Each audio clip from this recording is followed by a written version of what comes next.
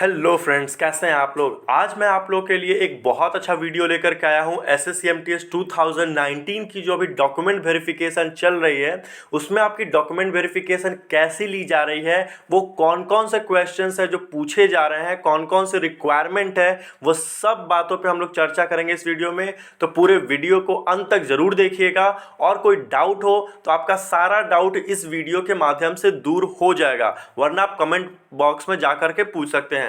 तो वीडियो शुरू करते हैं। तो अभी तक आपने दोस्तों अभी तक चैनल को सब्सक्राइब नहीं किया है, जरूर सब्सक्राइब करें, लाइक करें, शेयर करें और अपने डाउट्स आप कमेंट में पूछ सकते हैं। तो एक कैंडिडेट ने मेरे साथ शेयर किया है अपना जो ऑनलाइन डाटा वेरिफिकेशन सीट, ये बहुत इंपॉर्टेंट रहता है। ये मैं आपको बता दूं ये क्या है। सबसे पहले तो जब आप जाते हैं, बायोमेट्रिक आपकी हो जाती है, फिर उसके बाद जो आपका जो डॉक्यूमेंट चेकिंग जो वहाँ पे इन्विजिलेटर होता है, जो सिस्टम पे बैठा होता है, उसके सामने विंडो स्क्रीन पे ये खुला रहता है और ये सब चीज़ वो वेरीफाई करके आपके जो सर्टिफिकेट या डॉक्यूमेंट, जो ओरिजिनल डॉक्यूमेंट्स होते हैं, उनसे देख करके और जो फॉर्म में जो आपने भरा होता है उसको वेरीफाई करके इसमें डालता है। और कौन कौन से पैरामीटर है, जिस बहुत एसेंशियल फील्ड है, उसको हम लोग समझते हैं कि आपके लिए क्या क्या मांगा जा रहा है। और इन्हीं चीज़ की मांग वो इन्विजिलेटर करते हैं आपसे, जो डॉक्यूमेंट चेकिंग ऑफिसर जो भी होते हैं वहाँ पे, वो बस इन्हीं चीज़ की मांग करते हैं। तो शुरू करते हैं। पहले आपका जो है रोल नंबर,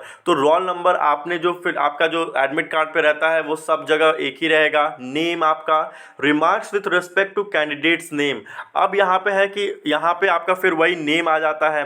फिर फादर्स नेम आपका हो गया। अगर किसी का मान लीजिए चेंज होता है, चेंज नेम, तो यहाँ पे रिमार्क्स जो हो जाता है वो चेंज्ड नेम में या फिर फादर्स नेम में वो हो जाता है। फिर remarks with respect to father's name, अगर सेम है तो सेम ही रह जाता है, ठीक है। मदर्स नेम में है, फिर remarks with respect to mother's name. अब बात कर लेते हैं 1.8 नंबर की, तो वो है secondary board exam roll number. यहाँ पे देखिए सबसे ज़्यादा ज़रूरी है, जो आपने भरा था फॉर्म वो 10th लेवल पे भरा था, तो 10th board examination roll number आपकी क्या थी वो यहाँ पे फिल होती है। फिर आपका जो जेंडर है, तो यहाँ पे जेंडर मेल या फीमेल जो भी होते हैं। उसके बाद कैटेगरी, तो यहाँ पे जितने भी कैटेगरी वाइज हैं, यू और SC ST OBC ESM OH VH जो भी है। उसके बाद बात करते हैं reason for change in category. अगर आपने कैटेगरी चेंज गलती से भर दिया था और उसके बाद चेंज कर रहे हैं कैटेगरी, तो यहाँ पे रीज़न मेंशन कर सकते हैं एफिडेविट लगा के। यहाँ 1.112 से लेकर के बाकी सब एक्स सर्विसमैन का है। यहाँ पे ESM का है। यहाँ पे तो देखिए पहले पूछा गया वेदर एक्स सर्विसमैन, यहाँ इसने लिख दिया नो। अगर यहाँ पे एस यस होता तो फिर क्या होता कि date of joining the arm force, आपने कब आर्म फोर्स को ज्वाइन किया, आपकी डेट ऑफ डिस्चार्ज, कब वहाँ से डिस्चार्ज हुए आप। फिर उसके बाद लेंथ ऑफ सर्विस आपकी कितनी रही थी।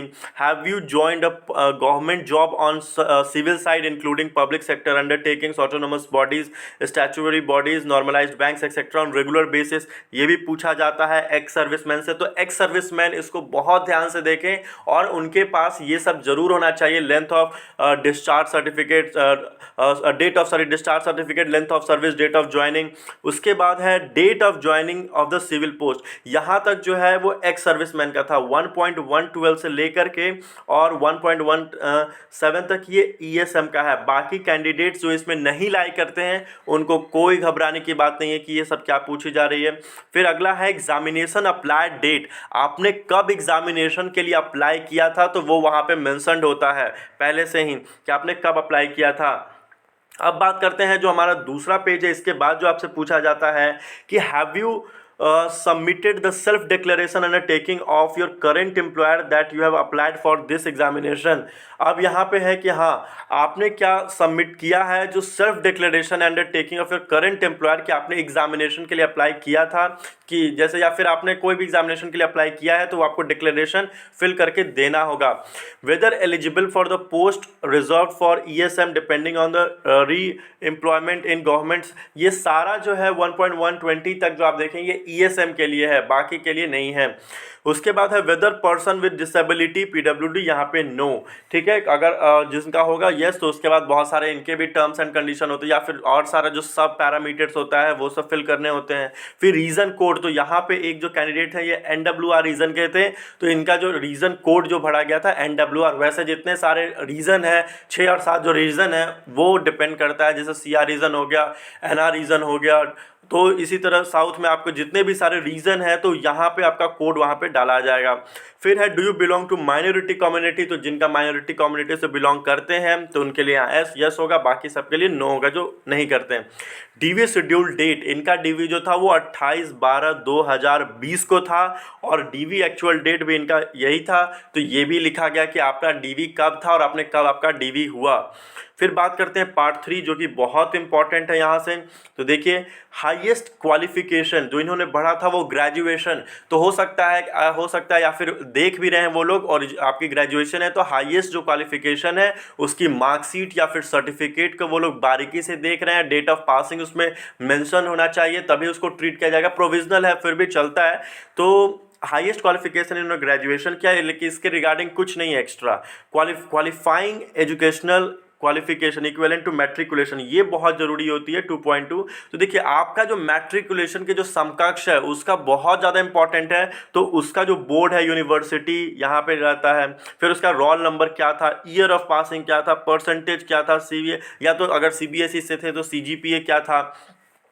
अब बात करते हैं पार्ट 4 का, डिटेल्स ऑफ ऑप्शन फॉर्म। यही ऑप्शन फॉर्म है जो कि आपने स्टेट प्रेफरेंस जब फॉर्म भरते हुए आपने जो स्टेट प्रेफरेंस का जो पोस्ट जो लगाया था, जो प्रेफरेंस भरा था, तो ये है स्टेट या फिर यूनियन टेरिटरीज प्रेफरेंस। तो इस कैंडिडेट ने पूरे सारे स्टेट प्रेफरेंस को भरा था, तो ये बहुत अच्छी बात है। अगर आपने भी भरा था और आपको मार्क्स कम भी थोड़ा आ रहे हैं तो यहाँ से आपका मैनेज हो सकता है, क्योंकि आपके जो होते हैं वो किसी न किसी स्टेट में मिलने के चांसेस रहते हैं। तो देखिए ये वो 2 बार वो वेरीफाई करते हैं। बहुत ज़रूरी भी है कि मान लीजिए जो इन्विजिलेटर है वहाँ पे, जो ऑफिसर आपका डॉक्यूमेंट चेक कर रहे हैं, वो गलती से अगर गलत भी अगर एक बॉक्स फिल कर दिए तो उनके लिए बहुत, आपके लिए बहुत दिक्कत हो सकती है। तो इसीलिए 2 बार जैसे कंफर्मेशन होता है, तो देखिए ये पूरा पहले वो बॉक्स बना हुआ रहता है, वो इसमें डालते हैं आपका ऑप्शन फॉर्म, वो पहले से डाला होता है, या तो फिर उसके बाद वो वेरीफाई करते हैं पोस्ट प्रेफरेंस जो है कि हाँ ये सारा वही उसी तरह से कोई चेंज नहीं होगा, तो या तो वो कॉपी कर देते हैं, नहीं तो सीधे एक एक करके देख के, और ये जब दोनों सेम होता है तभी फिर आगे बढ़ता है। फिर डेट ऑफ बर्थ है, तो इनका डेट ऑफ बर्थ था 24/10/1998। एज उस समय क्या थी जो डेट ऑफ नोटिफिकेशन रहा था कि इस एज को हम लोग जो नोटिफिकेशन में एज आया था कि इस एज से ही सारा कुछ लेना देना होगा, तो वो था 1 अगस्त 2019। तो उस समय इनकी एज थी 20 साल 9वां महीना। उसके बाद age relaxation code, age relaxation code ये उस पर डिपेंड करता है। अगर आपने एज रिलैक्सेशन लिया है, अगर आपने रिजर्वेशन का फ़ायदा लिया है और एज रिलैक्सेशन के लिए डाला था, तो वो आपको देना पड़ेगा।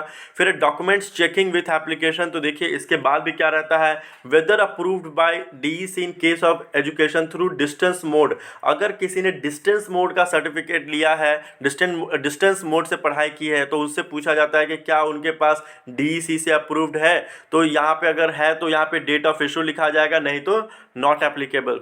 उसके बाद है, आप बता दूं आपको, जो थर्ड है ये भी बहुत इंपॉर्टेंट है। देखिए whether document supported in DOB produced, ये उसके, हाँ आपका जो डॉक्यूमेंट है डेट ऑफ बर्थ के लिए वो प्रोड्यूस किया गया है, तो हाँ यहाँ पे आपको प्रोड्यूस किया गया है। डॉक्यूमेंट जो आपका होता है मैट्रिक का जो एडमिट कार्ड या फिर मार्कशीट जिसमें आपका डेट ऑफ बर्थ बहुत अच्छे तरीके से लिखा गया हुआ है, वही आपका होता है। तो ये आपका वो देखते हैं कि डेट ऑफ बर्थ इसमें है। Whether possess essential qualification within the stipulated date, अगर हाँ जैसे यहाँ पे देखिए एसेंशियल क्वालिफिकेशन नोटिफिकेशन के पहले आपने उसको अचीव किया है, तो वो आपका डेट है मेंशन किया हुआ है, तो यहाँ पे वो यस लिखेंगे और वो डेट मेंशन करेंगे।